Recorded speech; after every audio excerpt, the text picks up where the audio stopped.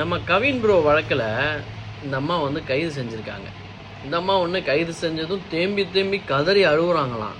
காதலிச்சான்ற ஒரே காரணத்துக்காக, அவன் வேற ஜாதின்ற ஒரே காரணத்துக்காக அந்த பையனை வெட்டி போட்டு பையனை கண் முன்னாடி வெட்டி சாச்சிங்களே, அப்போ அவங்களுடைய தாய் எவ்வளோ கதறி இருப்பாங்க.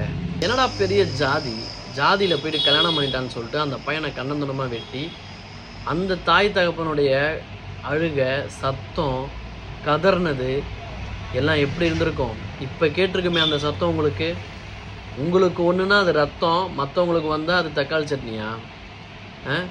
அரெஸ்ட் பண்ணதுக்கே இவ்வளோ கதறீங்க. பரபரப்பான வீடியோவாக அரெஸ்ட் பண்ணதுக்கு இவ்வளோ கதற நீங்கள் கண்ணு முன்னாடி 10 மாதம் சுமந்து வளர்த்து ஆசையாக வளர்த்து உருவாக்கி விட்ட ஒரு பிள்ளைய வெட்டி சாய்க்கிறீங்களே, வாழை மரம் மாதிரி வெட்டி சாய்ச்சி போடுறீங்களே, எவ்வளோ ரத்தம் ஓடி இருக்கும். இந்த கவின் ப்ரோவை பெற்றவங்க, அவங்க சொந்தக்காரங்க எவ்வளோ கதறி எவ்வளோ அழுது, ஒரு இழப்பு எவ்வளோ பெரிய இழப்பு. காரணம் காதலிச்சான்ற ஒரே காரணத்துக்காக. செய்து பொண்ணை பெற்றவங்க, ஒருத்தவங்க காதலிச்சிட்டானா அந்த பையன் கடைசி வரைக்கும் நம்ம பொண்ணை காப்பாற்றுவானா, எந்த நேரத்துலையும் விட்டு கொடுக்காம இருப்பானா, நல்லபடியாக கண்களாமல் வச்சு பாதுகாப்பானான்னு சொல்லிட்டு அந்த ஒரு குவாலிட்டிஸ்லாம் இருக்கான்னு சொல்லிட்டு பாருங்கள்.